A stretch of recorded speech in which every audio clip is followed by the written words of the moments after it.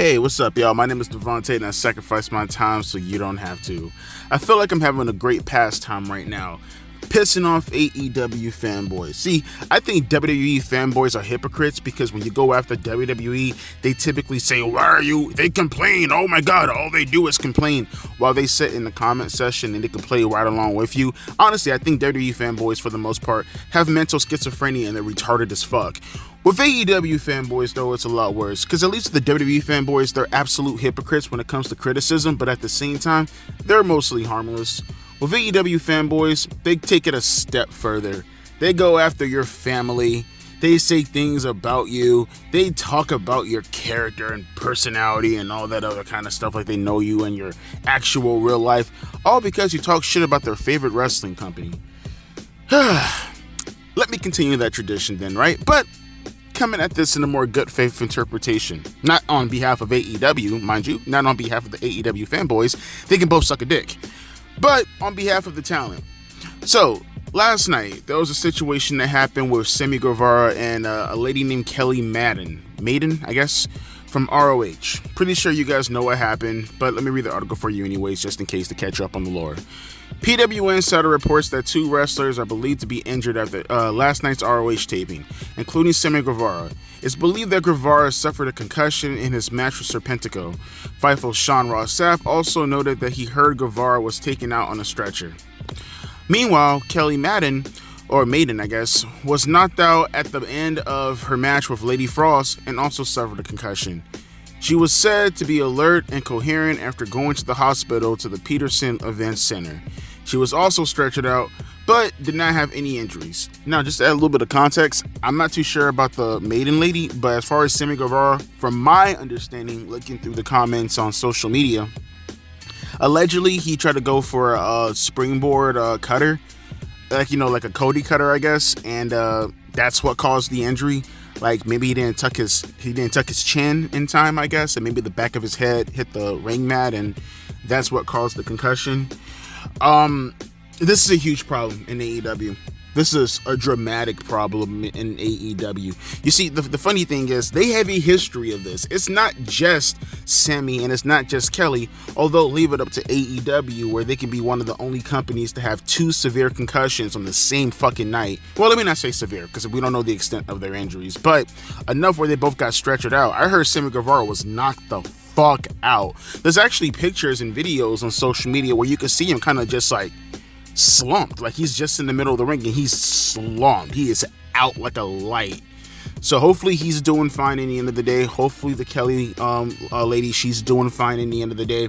But this is a huge problem in AEW. They put their wrestlers in a predicament. Tony Khan puts his wrestlers in a predicament where they feel the only way they can get over is strictly through the wrestling. So they feel like, well, shit, there's no story that's going to get me over. There's no character that's going to get me over. So let me go out there and at the very least try my best to stand out amongst a pack of other people trying to stand out and maybe do the most crazy thing I could possibly think of. And mind you, most of these wrestlers, they don't do crazy things outright like that. But what I mean, though, is constantly having them go out there and look, it's wrestling. It's not ballet, okay? Obviously, shit happens. But what I'm saying is don't put them into a predicament where they feel they have to rely on the wrestling to the extent where they become comfortable with doing the things that they do on a week in to week out basis.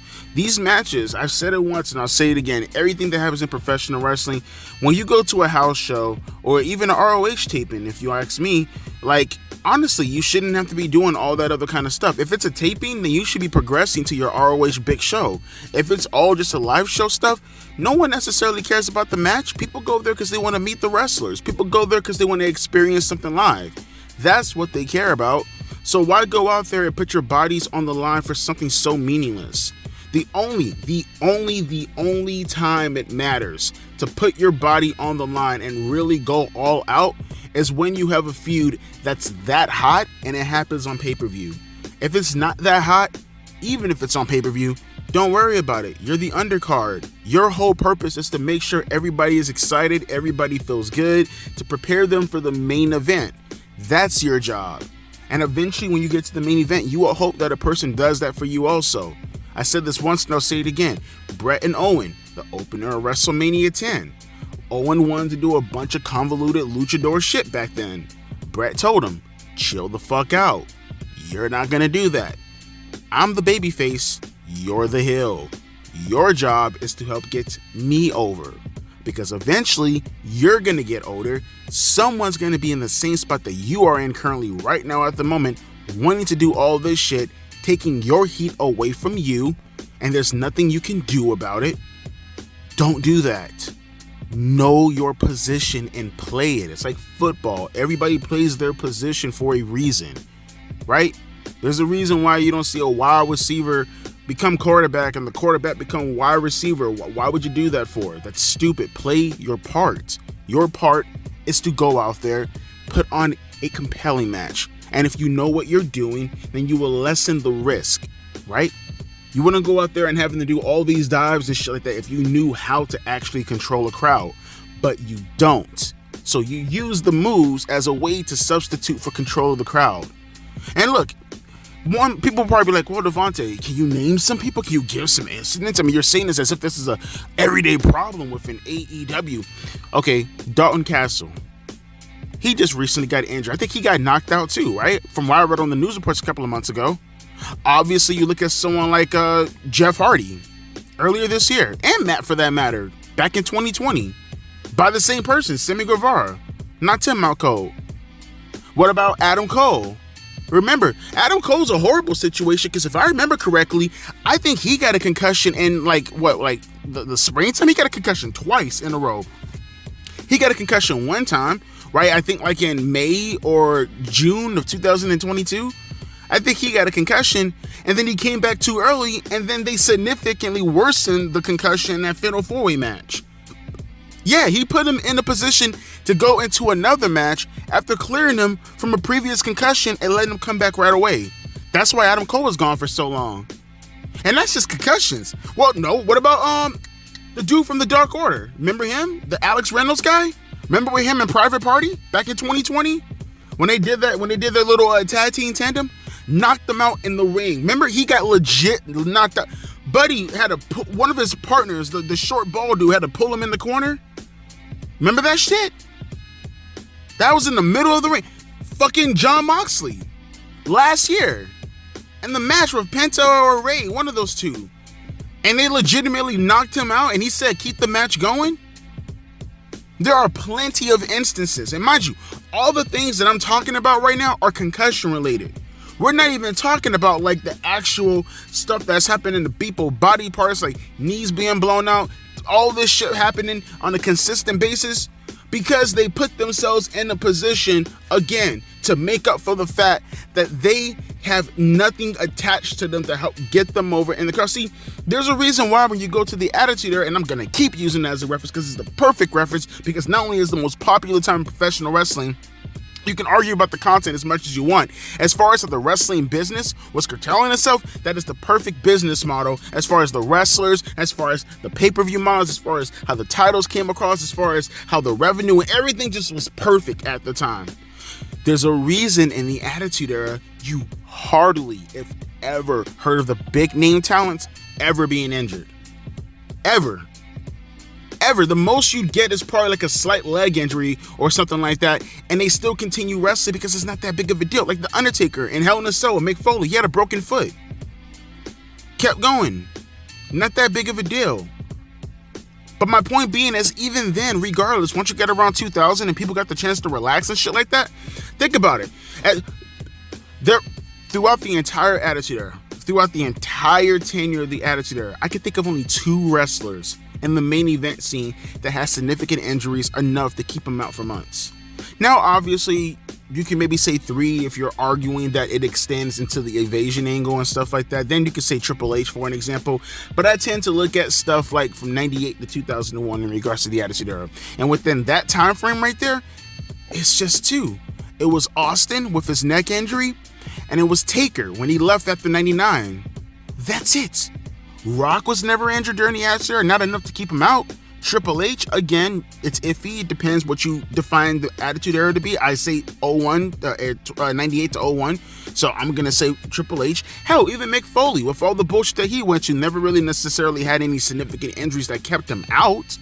He would step away a couple of times to go do other extracurricular activities, but nothing drastically to keep him out.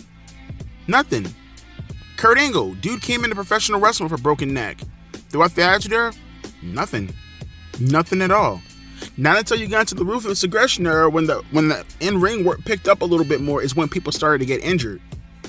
But honestly, you look at the Attitude Era, when all the focus was on character, when all the focus was on story, and they did their big time crazy stuff on pay-per-views, notice, that's when shit was actually so much better. It works out for everybody, man. It benefits the superstar's health. It benefits the wrestling business because you're not exposing so much shit. It benefits the wrestling fans because we need to re-educate wrestling fans. I cannot stress this enough.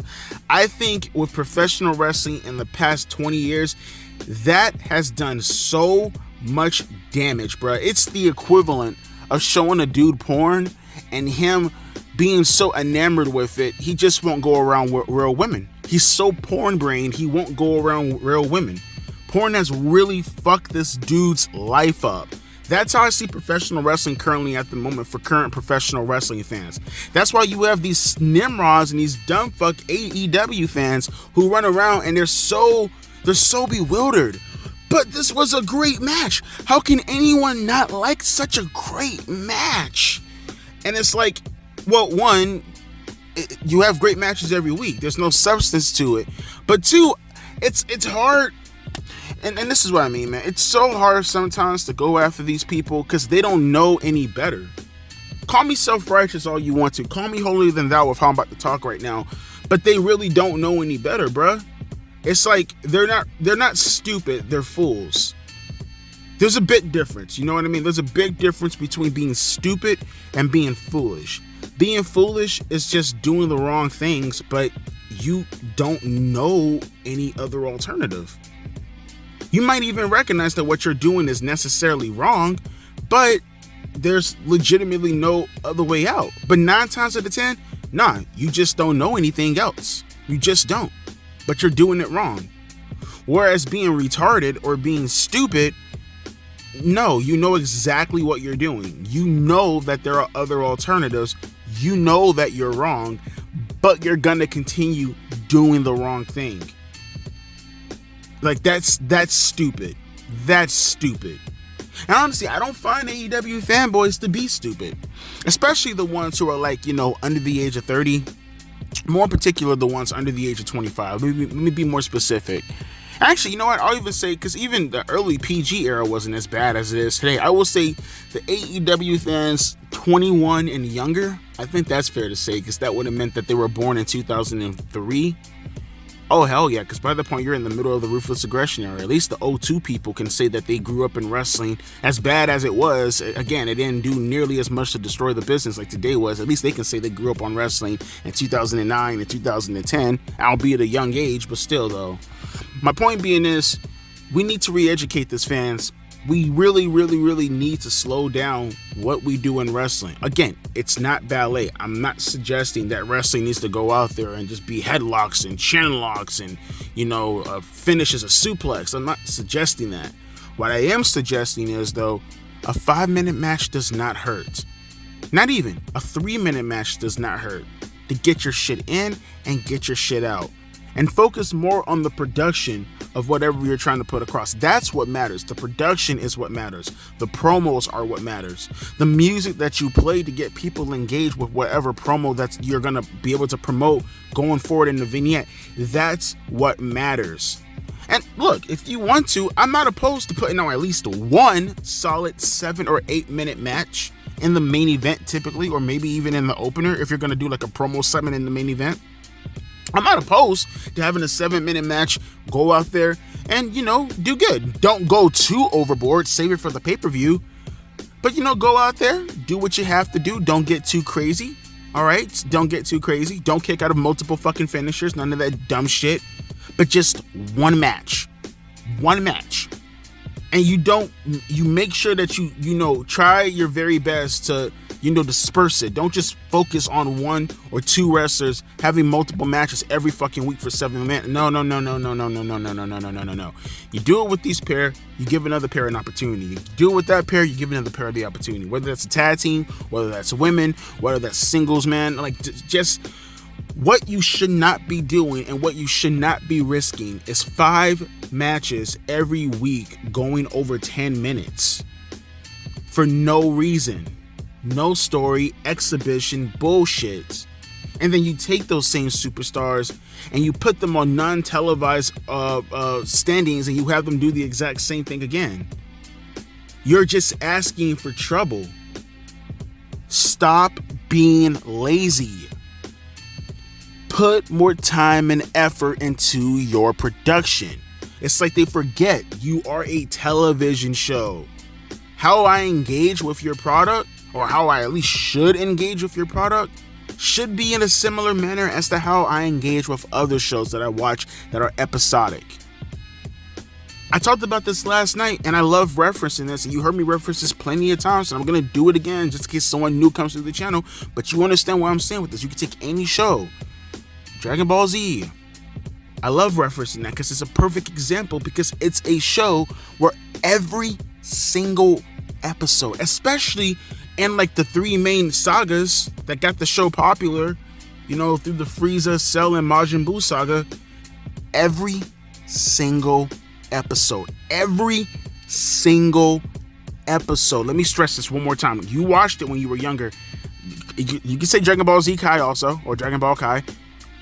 Every single episode, you needed to watch, because if you missed one, just one, the whole story's basically fucking ruined for you. That was the charm of Dragon Ball Z back in the days. That was the charm, was if you missed one episode, like honestly, if this was professional wrestling, missing one episode of Dragon Ball Z is legitimately skipping over the entire road to WrestleMania. Like, you don't know what the fuck is going on. You come the day before Royal Rumble and then you come the day after WrestleMania, you're like, what the fuck just happened? That's one episode of Dragon Ball Z. That's one. Because so much shit is going on. And notice, you want to hear something funny? I would love to see statistics, some statistics on this. I bet my life, if you take a full saga, let's just throw out, let's just say for an example, let's say the Frieza saga, right? Which we're going to include the Ginyu Force in this, right? Let's just say, directly after, they go to Namek to go pick up the Dragon Balls, right? So we're going directly to the Ginyu Force all the way up to where planet Namek got destroyed, right? How much you want to bet throughout the entire saga? I bet my life 20% of the entire saga was fighting. And 80% was mostly progressing and dialogue. How much you want to bet? I would like to see a statistic on that. I guarantee you that 1/5 of what was going on in Dragon Ball Z was the fighting. And guess what? Dragon Ball Z is known for just the fighting.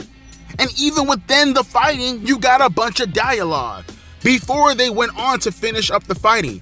I can probably remember like maybe the last, right before Frieza got sliced by by his own little Destructo disc, when Goku dodged it. This is right before Frieza died, and when Goku said, "You fool," and then he destroyed Frieza. Like, from when Goku actually battled him, I want to say directly after he turned Saiyan for the first time, right? From that point to that point right there was probably the only time I remember them fighting consistently with no dialogue for the most part. Even when they were kind of testing each other, right? When they were testing each other up until like he killed Krillin, there was not really that much fighting with the Frieza stuff if you go back and think about it. It was a decent amount, but it was probably 50-50 within that alone. Just imagine out throughout the entire saga. That's what I mean. The biggest point is you don't have to consistently have wrestling, especially when you can't even relate to the characters. You put your people in these positions and no one even knows who the fuck they are, yet they're in the ring breaking their necks. Dying, legitimately dying. For what, bro? No one died, by the way, but I'm saying dying in the sense that, they're in the process of getting hurt severely. But it could happen. They could, but to be honest with you, I wouldn't be surprised if it did. Just knowing their styles, I wouldn't be surprised. And it can be all avoided. You have all this fucking money given to you by Warner Brothers Discovery. Put some usage, bruh. Make some usage out of that. Don't make it as corny, obviously, but what you were doing with Adam Cole and MJF last year, don't go that corny, obviously. But that's the direction that you should be going into.